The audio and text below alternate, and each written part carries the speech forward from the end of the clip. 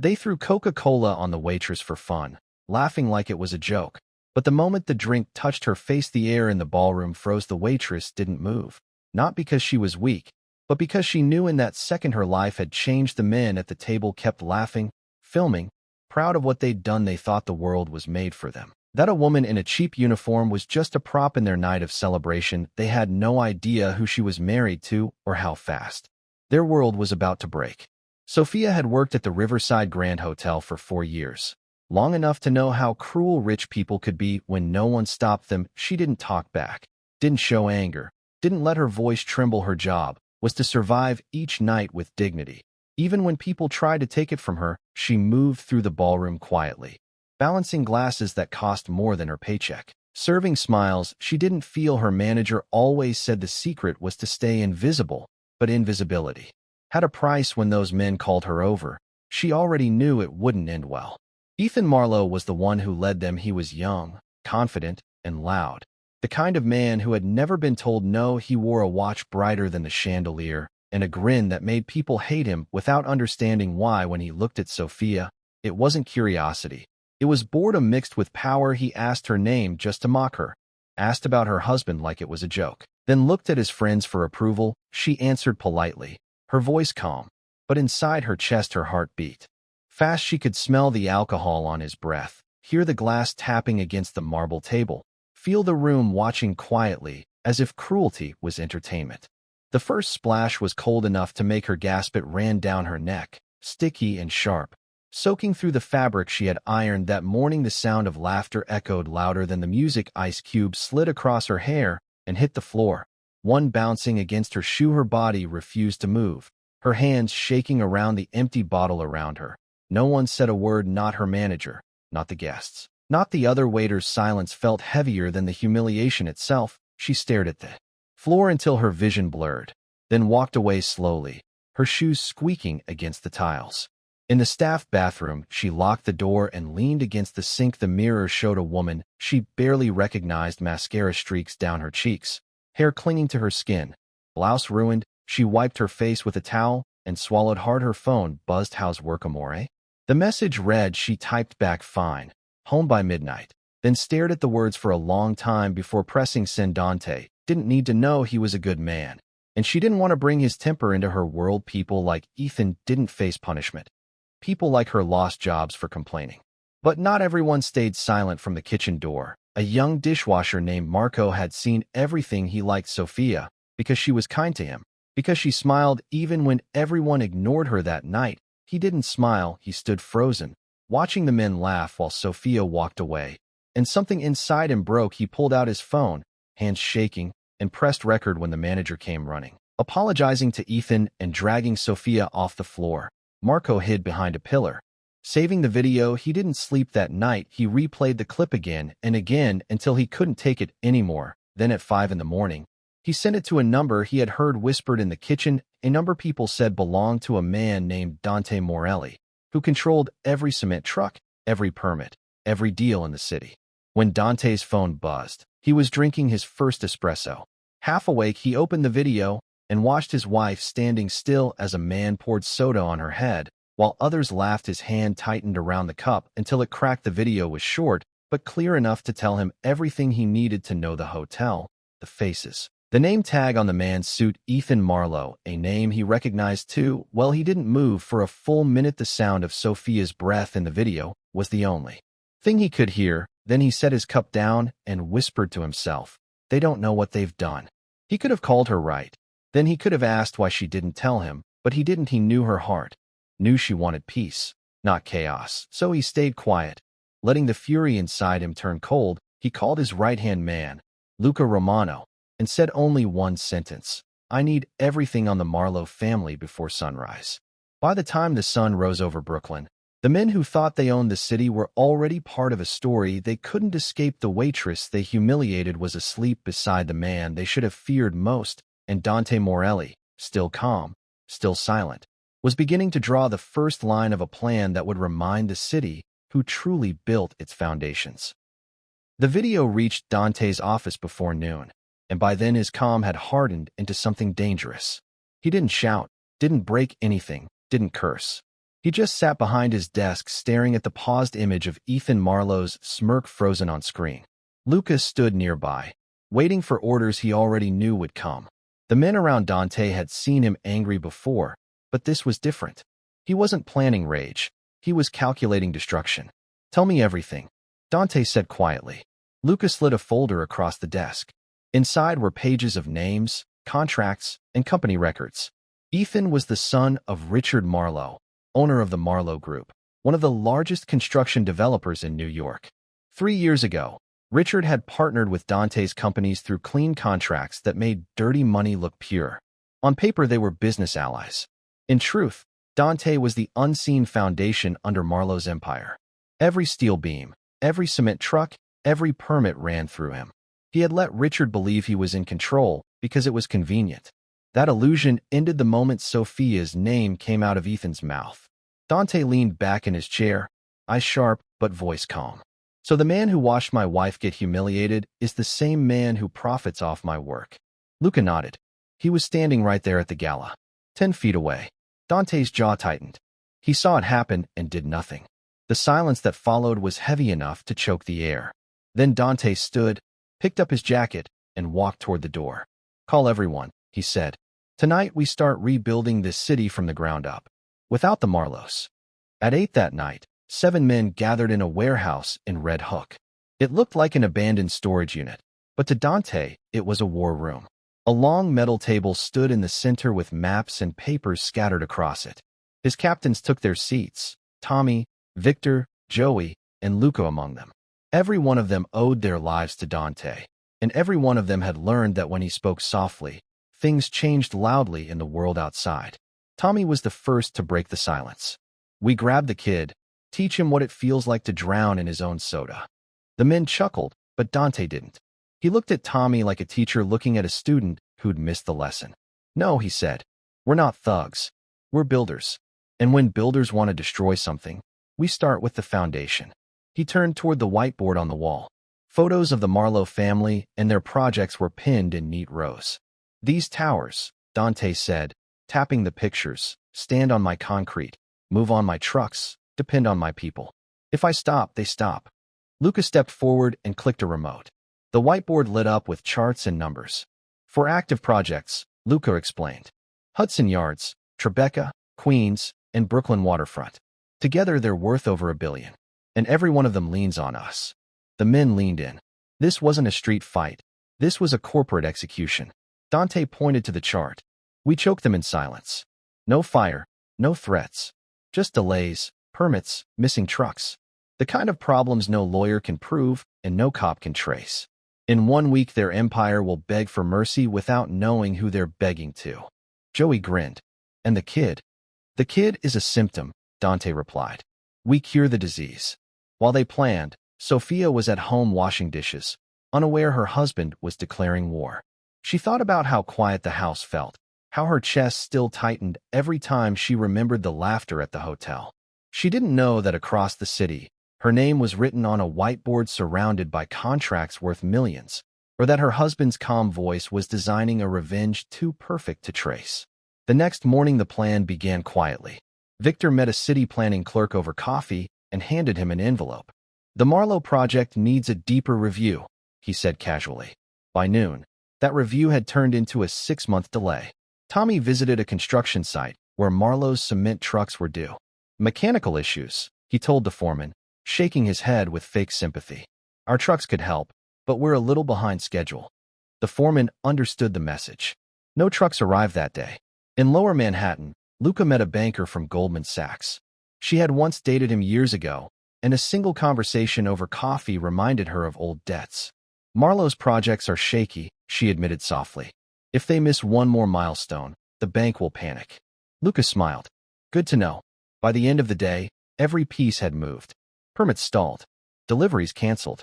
Bankers nervous. Investors whispering. The empire that had stood untouchable for decades began to lean. And no one outside that warehouse could see the hands holding the strings. That night, Dante stood at his window watching the city lights blink across the skyline. He could almost see the Marlowe towers in the distance, tall and proud, unaware their roots were rotting. His phone buzzed. A message from Sophia. People are still talking about that video.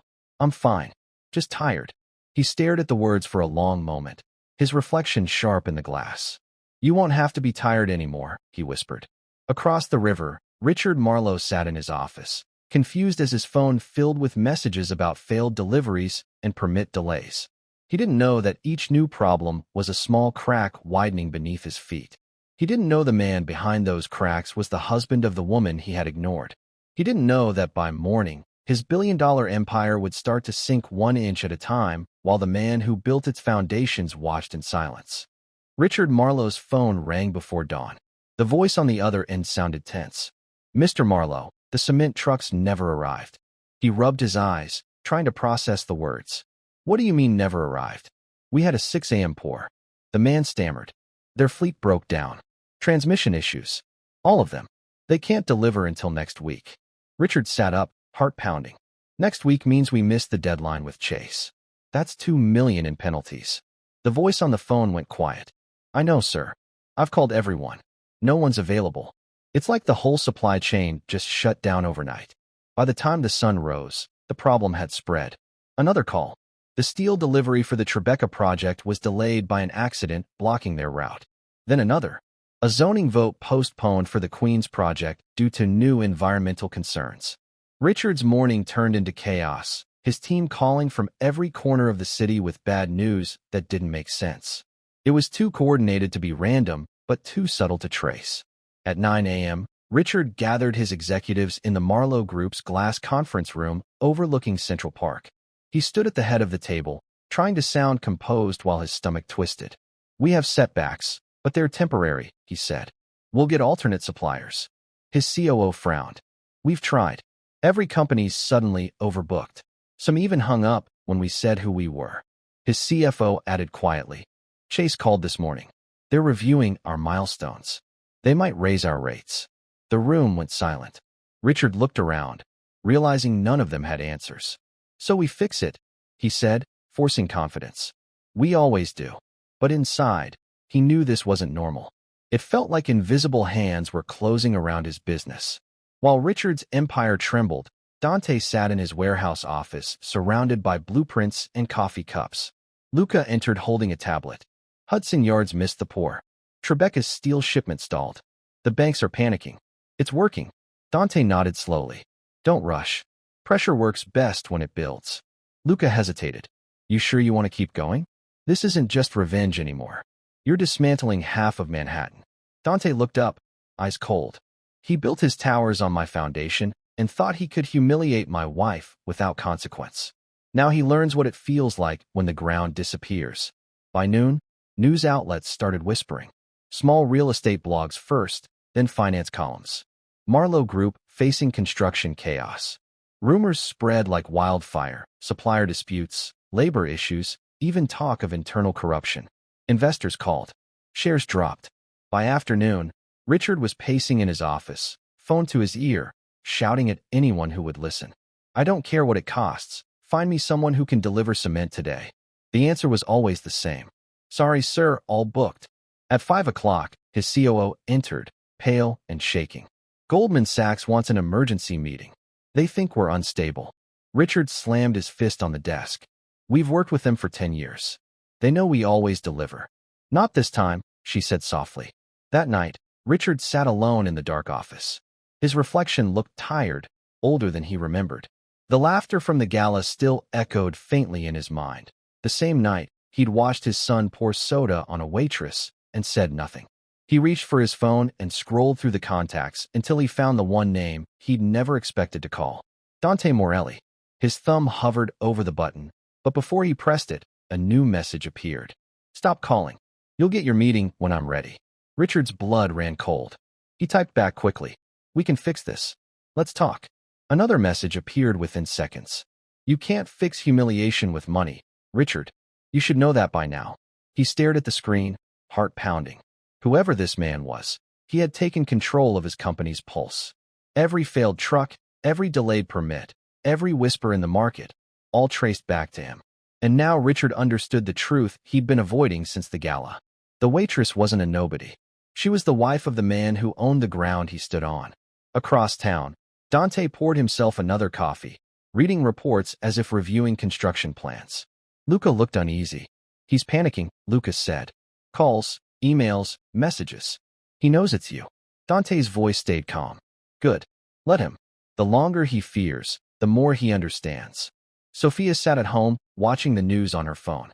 She saw a headline about the Marlowe Group's financial troubles and frowned. That's the same family from the hotel, she murmured. She didn't know that the story flashing on her screen was her husband's quiet war playing out across the city. She turned off the phone and whispered to herself, maybe karma really works. The next morning, Richard's investors demanded answers. His banks threatened to review loans. His own board members whispered about replacing him.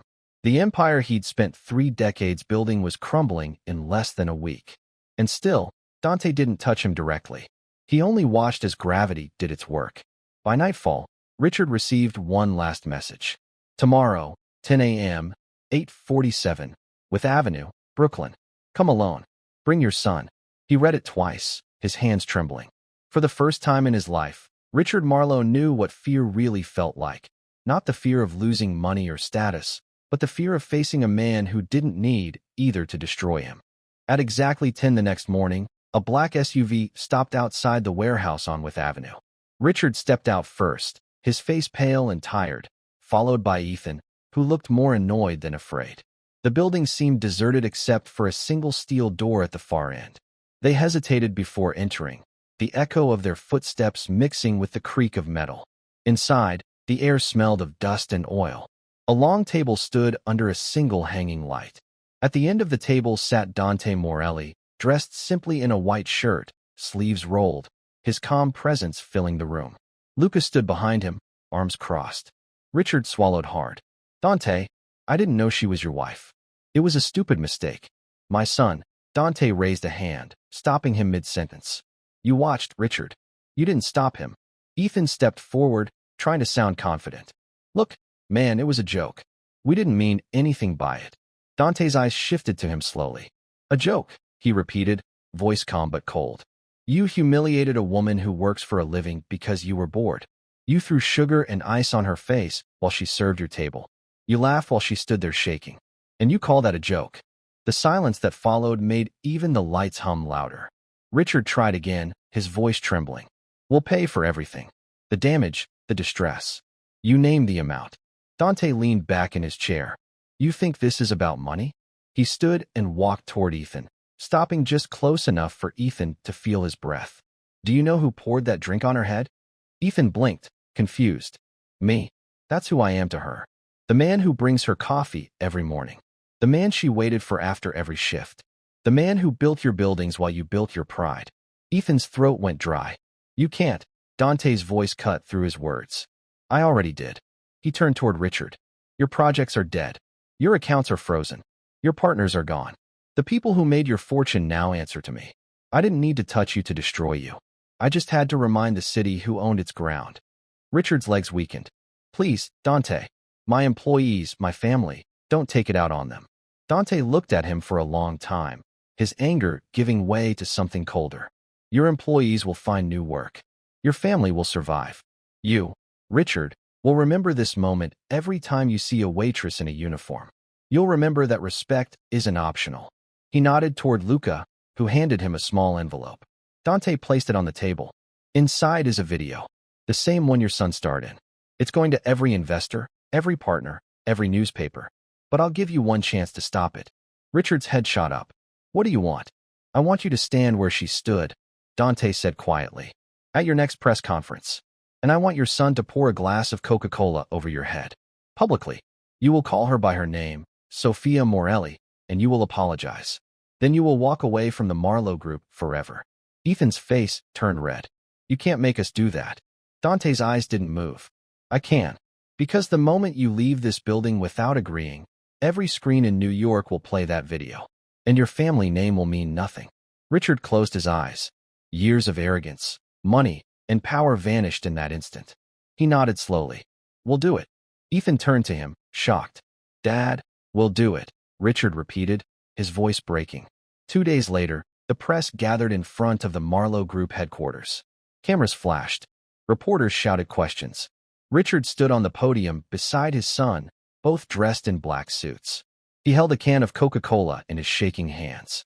The world watched live as he opened it, turned to his son, and nodded. Ethan hesitated, then tilted the can over his father's head. The liquid poured down, dark and sticky, soaking his expensive suit. The crowd gasped. Richard faced the microphones, eyes full of shame. "This is for the woman my son humiliated," he said, voice trembling. "Her name is Sophia Morelli. She is a waitress, a wife, and a woman who deserved respect. I failed to stop what happened, and for that, I apologize to her and her family." Somewhere across the city, Sophia stood in her small kitchen watching the broadcast. She covered her mouth with her hand, tears falling quietly. Dante came up behind her, resting a hand on her shoulder. She didn't turn around. "You did this," she whispered. He shook his head. "No, they did this to themselves." That night, the Marlowe Group announced Richard's resignation. Their shares collapsed. Dante never spoke about it again. To the world, it was just another business story. To Sophia, it was closure she never asked for, but secretly needed. She walked into work the next week. Her coworkers stared, whispering. Marco, the dishwasher, smiled and nodded at her from the corner. She smiled back. The world kept spinning, but something in her had shifted. She wasn't invisible anymore. Dante watched her from the car outside, the city lights reflecting in his eyes. For the first time since the video, he let himself breathe. In a world full of noise and arrogance, he had found quiet justice. He whispered to himself, "You just don't disrespect a queen because she's wearing an apron." If this story made you smile, share it with someone who needs a reminder that accidents can turn into beautiful beginnings.